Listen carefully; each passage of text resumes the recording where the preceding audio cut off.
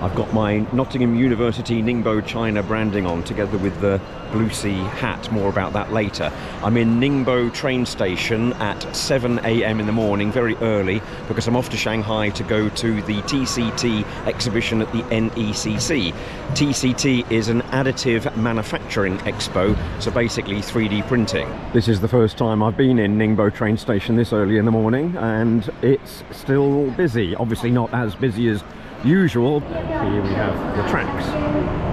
These colour-coded platform signs tell you where to stand, and we are yellow today, and I know by this character because it's on the board over there, and I'm in carriage 15.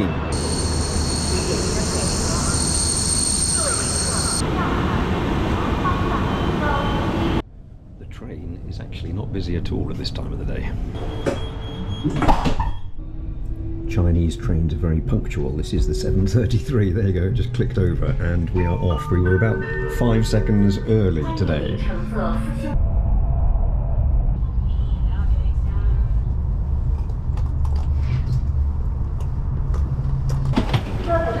Downstairs at Hongqiao station, and the metro is this way.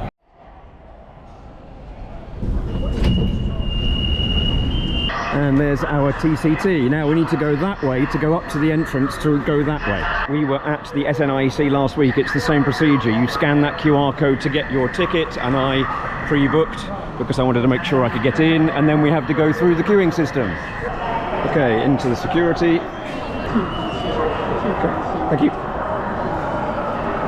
Okay, usual affair. Scan QR code, probably your face, take all your data. We're in. TCT 7.1 and 8.1. Nowhere can I find what TCT actually stands for, so I'm going to be asking around today. Here we have the big map and exhibitors list. That's for 7. And this is the very first stand. This is far zoom technologies, and you can see, so what here, this is a flow channel plate going into an EV, so you can see the complexity in one single piece. And then here we've got some metal, and again some really intricate technologies there. That's probably for heat exchange. That's a hypersonic pre-cooler, yes, and multi-material I see here. That's always interesting as well. Yet more metal printers, so that's Additive, and a really big printer there. More metal. So today's a half day. This has been a 3-day event, so Tuesday, Wednesday and Thursday of this week. I've come here on Thursday, which typically is a day that's only a half day, and exhibitors will start to pack up as early as 12.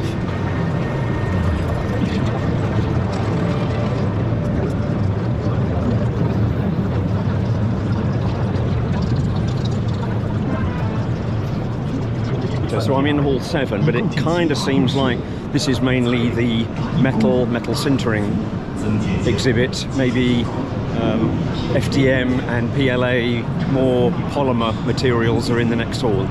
As often in these exhibitions, there's a hell of a lot of Chinese local suppliers, but we do have some foreign as well. So there's Siemens, and I saw Schaeffler up ahead as well. Maybe we'll have a look on their stand.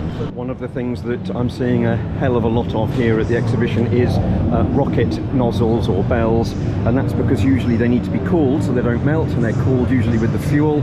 And so previous to metal sintering, you would have had loads of tiny little pipes, and it's really easy for them to have a leak and fail. But now with additive manufacturing, you can get that detail in one piece. Hans Laser are a very well-known Chinese brand, usually on laser cutting, but obviously they're using that laser core technology of theirs to get into 3D printing as well. Some of their main powders, so we've got titanium, cobalt, nickel, copper, iron and aluminium, of course. Various vials and samples here. Don't see any copper samples. Ah, here's one. So there would be a copper item. Could use it as electrodes to do some electro discharge machining, which is the process where you make molds for plastic molding. I've been asking what TCT stands for, and nobody knows, so it's just being looked up at the moment. Yeah, nobody knows what TCT stands for. I think it's quite funny. Talking to somebody on the Raycam stand there, and he reckons that TCT, he doesn't know either, but he reckons it originates out of German because it's a initially German show. And I do find that. Often you find the engineering shows originate out of Germany and the food shows originate out of France. He has confirmed that indeed this hall is more on the metal side and the other hall is more on the polymer side. So I'll get over to the other hall because that's the technology that we use much more. There's some more powders for you. That's Yuguang Feli. You can see what's important for the powders is to have a consistent ball size. So you can see we're down here at 200 microns, and what you really need for a good print is a consistent size of those spheres, and then you can get a good print from them. Yet more rocket nozzles, and you can see these details that I was mentioning earlier. So getting these fine little channels in the rocket bell are very important. Yeah, it's perfect for additive manufacturing, actually. Perfect example. Almost everything has been lasers up until now. Now this has got binder jetting clearly listed on it, so this wouldn't be using necessarily a laser, but using some kind of possibly a glue, like a cyanoacrylate, and then you'd bake the part afterwards to actually melt the individual particles together. There's many different types of 3D additive manufacturing. There's FDM, there's laser sintering, there's binder jetting, and we'll see a lot of those technologies today. What I'll do now is go into the polymer hall and probably come back to metals. Over to 8.1. Yeah, and immediately it's loads of polymer. So you can see filament. This is FDM, fusion deposition modeling.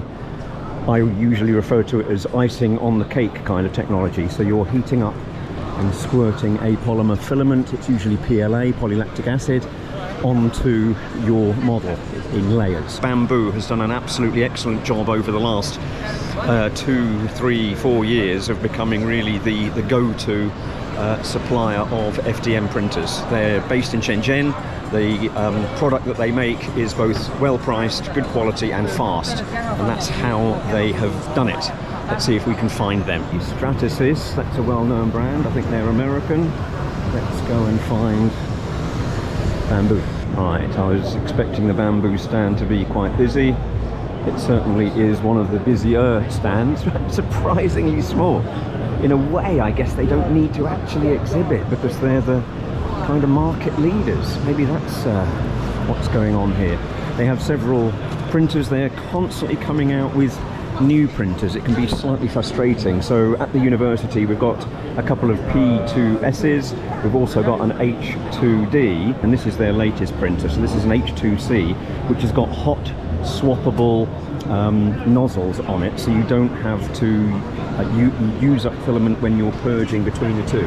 So I guess this is the kind of multi-colour samples that you can get. There's an overview of the stand. I'm just looking in the background. They've got Maker World, Maker Lab, Cyberbrick. I think they're also promoting their kind of online environment as well. And we've got Stratasys in the background. I think they generally do polymer jetting, and they've got a polyjet here. Now polyjet can actually work quite well on getting you multi-colour. So you'll jet onto this bed and you've maybe got a UV light that hardens the material in there. So what you're jetting is kind of resins, different coloured resins, and then immediately bathing that resin with UV light, which hardens it. Because you are doing that kind of a technology, you can have CMYK, so you know, cyan, yellow, magenta and black, and that gives you the possibility to have colour gradients, as opposed to with the filament printing you tend to have these block colours because you either have to print in white or in red or in yellow, so it doesn't really allow you to blend colours and get many thousands of different shades. However, the UV polymer jetting machines are very expensive, so we're talking at least $50,000, sometimes $100,000. Some 3D scanners going on here so that you can actually produce a model from a real world item. Here's the Creality stand. They were kind of one of the other kings of the market up until bamboo came along. They're still, you know, in there. They've got a bigger stand, certainly a more visually impressive stand than bamboo, but they're probably not the market leaders that they once were, is it? Creality has these guys with boards quite aggressively trying to get people onto their stands. They're obviously really trying to compete with bamboo. So this is Sailner, and what we'll see here is the printing technology I was talking about earlier. So obviously some UV lights in there, you can see the light. Don't want to look at that for too long. I'm surprised they've got that open because it's quite powerful UV. But what you'll get from this technology, as I was saying earlier, is the ability to create these multicolored. So here you have the scanned people and then multicolor printing. I'm sorry it's got a very bright background, maybe you can't see the colors quite as well as I can. So this is the main multicolor printer, so there's another body scan, and it uses this kind of clear support material to do it. Now this is expensive. This is around about 1.5 million RMB. A nice thing to have, but it doesn't really help us from an engineering perspective. You know, those full color prints, lovely to look at, but they kind of help in things like figurine production and also in architecture samples, but they're not really engineering. We're going to be investing in things like the metal laser sintering machines that we saw in the earlier hall, because then we can actually produce engineering parts for doing prototypes and experiments at the university. Some of the smaller stands, as I was saying earlier, there seems to be several thermal camera suppliers, and I'm not sure exactly why, but you know, that's fine. Something I haven't seen before, but this will be filament production. So what will happen is you'll put granules into there and it'll go through this extrusion machine and then end up onto a spool somewhere. And I guess much as it's important to get the metal spheres very consistent, it's the same with the filament. I guess you must try to get consistent diameter and no kind of gases into your filament to make sure that you get a consistent print. One market for these full color detailed models is the gaming world. Some people like to scan themselves and then turn themselves into dwarves or warriors, and now there's a bigger one for you. So they've obviously made this horse. It's the year of the horse here. So a bed as large as that has the ability to make something that's what, around about 1 meter cube. 3D printing for cosplay. There's Master Chief from the Halo games by the looks of it. And there's some more 3D scanning. It's a classic example again, which is of a car body model. They still actually create initial models in clay, as I understand it, because you can get physically into the model itself, and then once the designer is happy with that shape, then they can 3D scan it and then turn it into a 3D model, etc. This is Formlabs, another company that I'm aware of, and this is using, again, ultraviolet light in a bath here, and what you do is you pull the model out of the bath as it solidifies.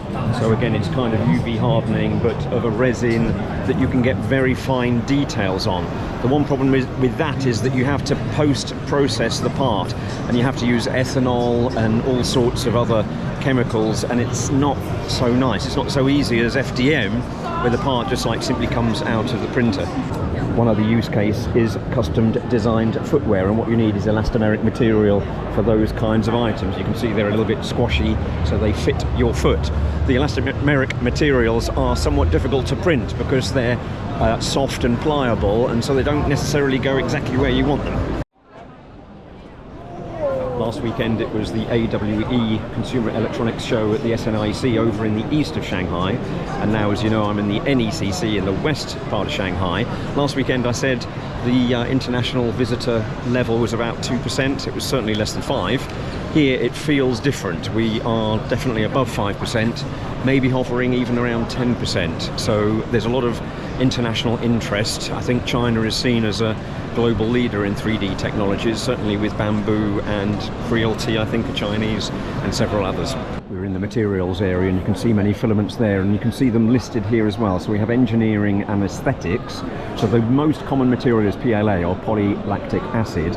You can see over at the engineering side we've got ABS, nylon. The reason PLA is used so frequently is that it actually melts at a fairly low temperature, like around about 170, 180, I think. Now on the other side, on the engineering side, those temperatures are a lot higher. You know, nylon will be up at around about 260 degrees, and so it makes it much tougher to print. And the other materials you got is the resin, so this will be for the UV curing types of equipment. We've got another talk going on here. Again, it has simultaneous translation. Slides are in English as well. 3D Genius Hub. Sometimes you find stands like this that are a collaboration of many small units and they just can't afford to have a stand themselves. Or sometimes it's non-profits like academic societies like Nottingham University, for example. But you can see here, yes, we've got the Science Park, Beijing Institute, so yes, it's more academia here. Let's have a look at some of the parts they've got here. So here's the multi-material. Dentistry you see as a case example, use case example as well, because everybody's mouth is different, of course. And there's a wonderful model showing off the multicolour nature of their 3D printers. Doctors might need to model how your organs look before they get invasive. I've strayed into the 3D scanning area. What you can see here are these little index dots that have been placed on the item. They're kind of UV reflective, so the lights can more easily spot them. So there's the item being actually scanned in real time. And then over here we've got yet another scanning booth. So we'll have a solutions that make 3D scanning item here as well on the motorbike. This drive the model has propelled us to in real time 3D scanning industry. So they're using Fibron, I guess, as a sub-brand, and this is where they're showing their high-performance fibres. So they've got PAs, so that's nylon, and then various other PETs, etc. And it looks like maybe even some filler into some of those parts as well.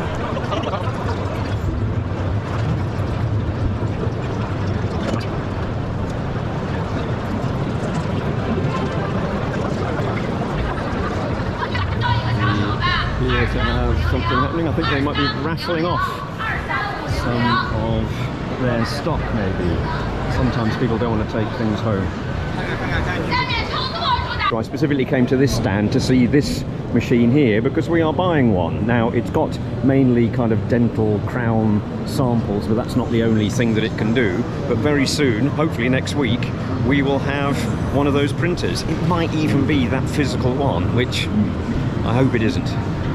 We should get some money off as a demo model. It's just stand after stand of these 3D laser sintering machines. There must be about 40 suppliers here. Aha, and the rental plants are on their way out, off for another exhibition. Slightly randomly, I've ended up back on the stand that we started on. Here's that hypersonic cooler from Farzoo. Let's have a look at the detail in that part. It's fantastic. Okay. So, that was the TCT, or the 3D printing or additive manufacturing show, both the metal hall with powders and the polymer hall with its various filaments. I hope you enjoyed that, and please like, subscribe, and consider joining me on the next one. I've got a really empty part of the hall here to close out on. Bye bye.